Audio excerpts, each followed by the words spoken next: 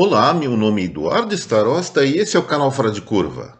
Bom, hoje, 17 de outubro, um dia depois do primeiro debate que ocorreu na Band com os candidatos ao segundo turno para as eleições presidenciais, e eu vou ser muito franco. A meu ver, assistir aquele pinga-fogo entre Luiz Inácio da Silva e Jair Bolsonaro foi, em grande parte, perda de tempo. É lógico que deu para dar algumas risadas, os xingamentos mútuos, algumas encrencas, algumas charadinhas de um para o outro, do outro para um, mas, em essência, o que aconteceu de praticamente nada adiantou para nós, a partir do debate, conseguirmos enxergar alguma perspectiva realmente, não vou dizer sólida, mas consistência do que pode vir a ser os próximos 4 anos de governo, seja de um lado, seja de outro.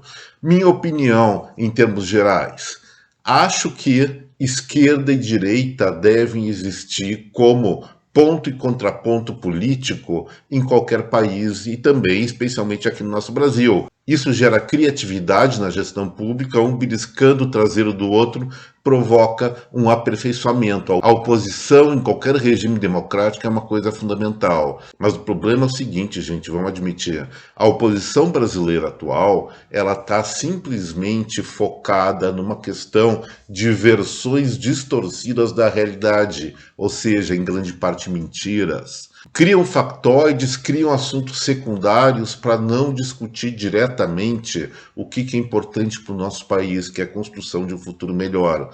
Não vou dizer que a situação atual seja perfeita, não, mas pelo menos ela está mais focada em obter resultados que gerem, sim, um progresso, um desenvolvimento nacional. E aí tem uma outra questão. Muito provavelmente esses bons resultados que nós estamos vendo agora na economia brasileira e também vão colocar dentro dessa sopa uma melhoria em algumas infraestruturas, algumas ações muito bem sucedidas do governo federal. Isso ocorre muito em função de que esse grupo que nos governa ainda não chegou àquele ponto da zona de conforto. E é bom que não chegue, no entanto, é o seguinte: para ter a alternância de poder, eu pessoalmente preferiria que o outro lado tivesse gente mais responsável, que se renovasse.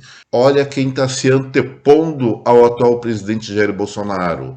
Não só o ex-presidente Luiz Inácio da Silva, mas todo aquele grupo que construiu uma malfadada gestão do setor público brasileiro, que pode ser muito bem expresso pela crise, pela recessão que nós vivemos, a pior da história do Brasil, pelo menos no século XX e XXI, ocorrida a partir de 2015, 2016 e finalizando lá em 2018. Então, gente, eu espero que o próximo debate seja mais construtivo e seria interessante se as redes de televisão que os transmitissem e organizassem colocasse uma divisão de meio a meio. Tudo bem, até um pouquinho divertido as tretas entre os dois, dá uma audiência, dá um ânimo nas conversas, até nos botecos para contar piada, mas deveriam reservar exclusivamente pelo menos metade do tempo para ouvir dos dois candidatos qual a sua perspectiva de futuro. E é abandonar nesse bloco ou blocos questão de mensalão, questão de rachadinha, todos esses denuncismos que tá todo mundo careca de saber, tá todo mundo envolvido nessas fofocas, cada um torcendo para cada um dos lados. Isso não importa mais para decidir votos, só para fixar mais os eleitores que já estão convencidos. Então, é interessante ver programas de governo. O que se pretende fazer no âmbito da educação, da saúde, da economia, da infraestrutura, da tecnologia, enfim, as principais prioridades do nosso Brasil para os próximos anos. Vamos ver o que acontece. Tomara que ele se ajuize um pouco. Não só os candidatos, mas especialmente os jornalistas que estão promovendo esses debates que estão muito deficientes. E aí vamos entrar agora na pauta do Fora de Curva de hoje, mas antes vamos tratar de um assunto conjuntural muito importante nessa segunda-feira que saiu. Foi divulgado pelo Banco Central o IBC-BR de agosto, que, como já expliquei outras vezes, é uma série de contas que o nosso Bacen faz para dar mais ou menos uma ideia do que ocorreu em cada mês em termos de evolução do PIB brasileiro, que só vai, evidentemente, ser oficializado trimestralmente pelo IBGE. Mas vamos ver o que aconteceu em agosto pelas manchetes das notícias. UOL Economia. Prévia do PIB cai 1,13% em agosto. No ano, alta é de 2,76%, diz Bacen. R7, economia brasileira avança quase 3% em 2022, afirma a prévia do Banco Central.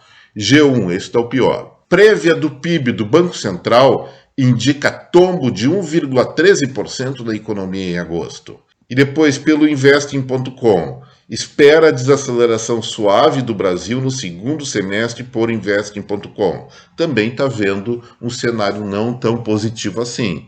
E o que eu vou dizer para vocês? Ainda bem que vocês assistem Fora de Curva, porque todas essas manchetes, elas estão distorcidas porque não contam a verdade, a pura verdade, o que os indicadores estão mostrando. Já expliquei várias vezes aqui no canal que comparar um mês em relação ao anterior em termos de economia tem muito vício de interpretação, tem muito vício de lógica, porque existe aquela coisa que nós chamamos de sazonalidade, que são movimentos que acontecem tipicamente em determinado mês. O exemplo que eu mais cito é a questão da safra de melancia.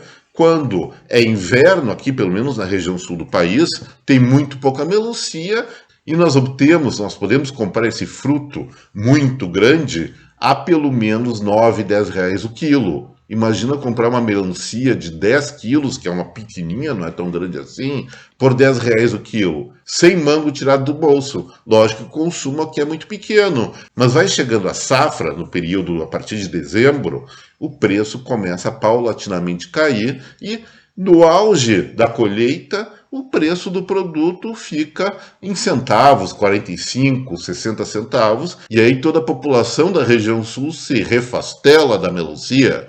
E isso acontece também na economia, gente. Vamos lembrar que julho, especialmente agora julho de 2022, que não teve restrições com relação ao isolamento social, distanciamento social, o turismo bobou muito em conjunto com o setor de serviços, aproveitando as férias escolares. É lógico que isso gera uma tendência de mais produção, de mais geração de valor no período de julho em relação a agosto, pelo menos nesse ano de 2022. Então, eles falam, prévia do PIB cai em agosto sobre julho, isso é muito ruim. É lógico que ia cair, mas não é um resultado ruim, porque abstraindo ou retirando esse conceito de sazonalidade, o correto é o quê? É comparar o desempenho da economia brasileira em termos mais harmônicos, ou seja, agosto nós temos que comparar com agosto do ano passado. E qual foi o resultado? Olha o gráfico que eu vou mostrar para vocês aí. Nada menos do que um crescimento bastante robusto de 4,86%. Então não teve nada de tombo da economia brasileira, e sim um crescimento super vigoroso que deve levar o Brasil, sim, no final de 2022, pela tendência que está se formando, a ter uma expansão do seu produto interno bruto, da sua riqueza interna, acima de 3 a 13,5% ao ano. E olha só, quem entende um pouquinho mais de gráfico, quem tem saco para dar uma olhada no que eu vou mostrar, se vocês repararem naquela parte mais obscurecida do gráfico, mostra o período comparativo. Na nossa ilustração em azul, nós temos agosto de 2022 e agosto de 2021. E olha só o que acontece com setembro, outubro, novembro e dezembro. Uma queda substancial do IBC-BR, ou prévia do PIB, vamos repetir, nos meses finais do ano passado. Isso significa o quê? Uma base comparativa mais pobre, mais fácil de suplantar. Então eu aposto com vocês que o IBC-BR de setembro vai superar a casa dos 5%. Outubro e novembro seguramente vai ser superior ao percentual de 6% em relação ao período comparativo. Compondo isso em termos analisados, é muito, mas muito provável mesmo que nós nos aproximemos de um crescimento do PIB brasileiro perto de 4%. Eu vou ser conservador ainda, vou manter uma base em torno de 3,5%, mas a dinâmica que eu estou enxergando, pelo menos nas ilustrações, indica que no final do ano, no final desse 2022, o resultado da formação da riqueza brasileira, a PIB, vai ser muito melhor, mas muito melhor mesmo do que está se esperando. Evidentemente, a imprensa não quer colocar isso porque ela tem torcida partidária nesse momento. Pode ter, tem o direito de ter, mas diga que tem. Não esconda a informação, não omita a informação, não distorça a informação, que isso é um mal, não só para a população brasileira, como para os seus leitores individualmente e para a própria imprensa jornalística que faz essas travessuras, que só perde credibilidade. E agora vamos para o quadro que vem por aí, que já vou avisar de maneira antecipada. Tem pouca informação a respeito do Brasil, só no que diz respeito à terça-feira. Isso ocorre normalmente sempre na terceira semana de cada mês, que parece que os institutos de pesquisa do nosso país resolvem tirar uma folga, pelo menos não tem tanta informação assim.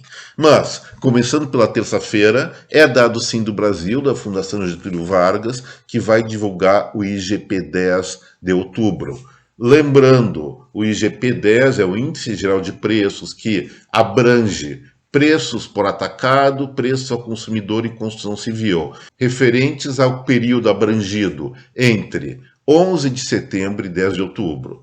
A previsão oficial desse indicador é uma deflação de 1,1%. Assim como acertei na semana passada o IPCA fechado de setembro, eu vou dizer o seguinte: eu não acredito que a deflação do IGP-10 seja tão intensa assim. Acho que deve chegar, em função do que nós observamos, tanto em preços por atacado como preços ao consumidor, alguma coisa em torno de menos 0,6, menos 0,7.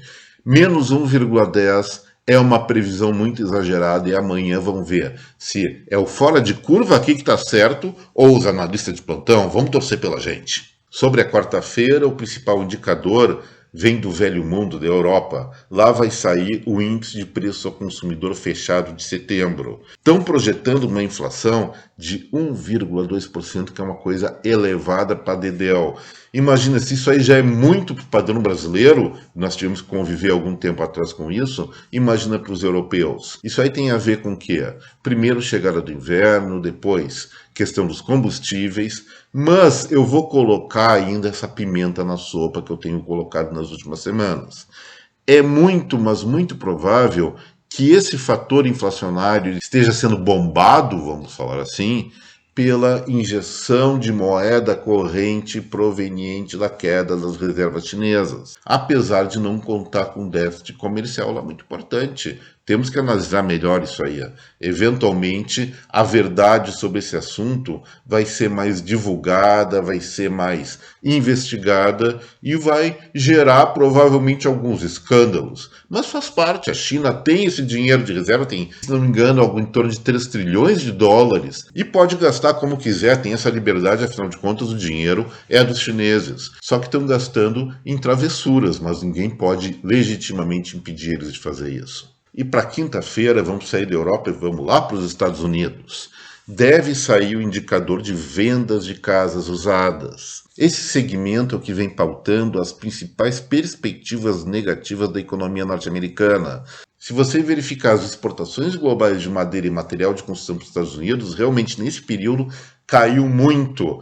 Teve gente que justificava isso pelo acúmulo de estoques, especialmente de madeira, pelos atacadistas norte-americanos, mas o fato é o seguinte: de abril até julho, houve subsequentes elevadas quedas das vendas de casas usadas. E se cai venda de casas usadas, significa que as pessoas não estão se mudando de maneira tão intensa para casas novas. É isso que o indicador diz. Mas aconteceu uma coisa bem interessante em agosto e que deve se refletir para setembro. Em julho, a queda foi de 5,9%, quase 6%.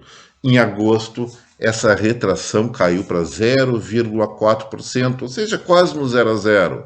Provavelmente em setembro, se mantiver essa tendência, vai haver, apesar das previsões, eu acredito que pode haver sim, um início de recuperação desse indicador, mostrando também uma reativação do setor na economia norte-americana, que é fundamental para gerar um resultado melhor para a economia daquele país no final de 2022. E na sexta-feira, já que não tem nada de Brasil, o pessoal só quer saber de debate agora, e os institutos de pesquisa, como eu falei, parece que tiram umas férias sabáticas na terceira semana de cada mês. Então, zona do euro, deve sair a confiança do consumidor mediante uma sondagem feita para o mês de outubro. A projeção que eles fazem lá é de uma queda bastante intensa, da ordem de 28,8 pontos negativos. Lembrando que nesse indicador o que é acima de zero é positivo, o que é abaixo é negativo, e no caso 28,8 negativo é muito pessimismo. Evidentemente, já que é um indicador de percepção, não realidade, isso aí obrigatoriamente não vai se refletir na materialidade dos resultados do comércio, das vendas do comércio, aliás, da produção industrial e consumo em geral dos europeus, mas mostra uma tendência geral de que aquela população ela está pessimista e tem muitos motivos para isso. Imagina só, gente, nas vizinhanças de grande parte dos países europeus, está tendo uma guerra. E essa guerra, sim, tem o risco de disseminação. É pequeno, mas existe. Além do mais, está chegando o inverno lá.